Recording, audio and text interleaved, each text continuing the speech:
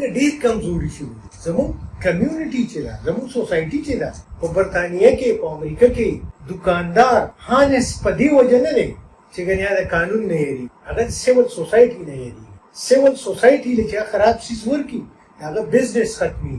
که یو سپر سټور تاله خراب ډبل روټۍ درکړه او دا پته خلکو ته ولګي سیول سوسایټي ته، هغه سپر سټور به بندي، هغه نه بیا څوک سودا نه. دا یو مارل کریج دی خلک. زه چې د کوره ګاډۍ راوباسم او بیټري خراب وي نو ما که خپل ورور ومووي دا کوشش کوي چې په بله کوڅه بل خوا په برطانیه کې چې په کومه ورځ واوره ورېدلي او چړایه ته زه ګاډۍ ورسوم، خلکو ته پته رسي چړایه ته په واوره کې ګاډۍ ورسوي هغه واپس راخوېږي. نه ما چېرې چاته ویلي دي، نه مې څوک لیدلي دي او څلور پنځه انګریزان زما ګاډي ته ولاړ دي او هغه چړایه برابر. دا سیول سینس دی، هغه سیول سینس زموږ نه وتی دی. هغه سوسایټۍ چې کوم حقدار دي هغه موږ کې نشته. موږ ډېر منفي طرف ته دي. موږ تعلیم نه دی ډایجسټ کړی. اجمل بابا خټک صاحب دغه په آخر کې ژړل. ما ورته وویلې یو بیا زموږ مثال راسو ابوکاف وو موږ چې څه کړي وو خلکو ته هم څه کولي وو هغه هر څه بس موږ چې راپاڅېدو نم سیکې چلې دي نم ژبه چلې. نو ورته اجمل بابا ستا د غیرت چغه لا پښتنو نه ده اعظم کړ. یو د غیرت چغه چې ده دا د پښتون قام نه ده اعظم کړ.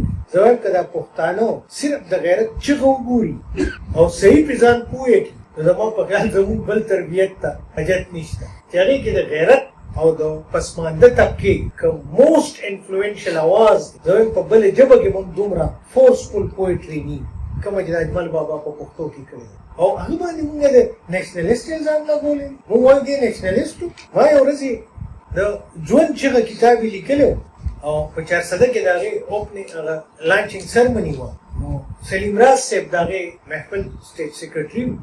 هغه زه راوغوښتم ما ته ویې ته څه ووایه. زه په د هغې په مقابله کې ډېر کشر وم. ما ورته ویل راز صاحب زه نه درځم چې اجمل بابا ته دغه شم. هغه ما ته ویل نه ته به راځې خامخا به څه وایې. نو ما ورته ویل زه څه وایم نه مې ستا حکم دی تر سټیجه پورې رالم. هلته مې وویل بابا ته اوس ژوندی یې مې دې خلکو ته ووایه. وایي څه ورته ووایه؟ مې ورته ووایه چې زه نیشنلیست نه یم، ته د پسمانده طبقې نماینده سړی نمایندګي کوي د هغې اواز نو سر یې داسې که ویې خاندل او دغه ډېر خوشحاله شو. حقیقت هم دغه دی چې مونږ لکه حمزه بابا نیشنلیست شاعر دی هغه نه مونږ صوفي جوړ کړی دی. حمزه بابا نیشنلیست هغه مونږ تصوف ته اړولی دی. تصوف رنګ پکې د حمزه بابا نیشنلیزم دی په پویټري کې. دا د اجمل بابا په پویټري کې اجمل بابا خو پاکه د پسمانده طبقې نمایندګي کړې ده او مونږ دغه کوو. لکه سیاسي سیلاب کې مونږ هر څه وبهیو د نیشنل پارټۍ په وجه باندې او د هغه ناکامي هم دغه وه چې لکه زموږ سیاست چې دی نو هغه د ایلیټ کلاس په لاس او کومو معاشرو کې ابتدایي خبره چې ما وکړه چې خپل سوچ ني سوچ مونږ له بل څوک کوي، سوچ مونږ له بل څوک راوړي. ایلیټریټ یا سیمي لیټریټ طبقه به په مونږ باندې حکومت کوي.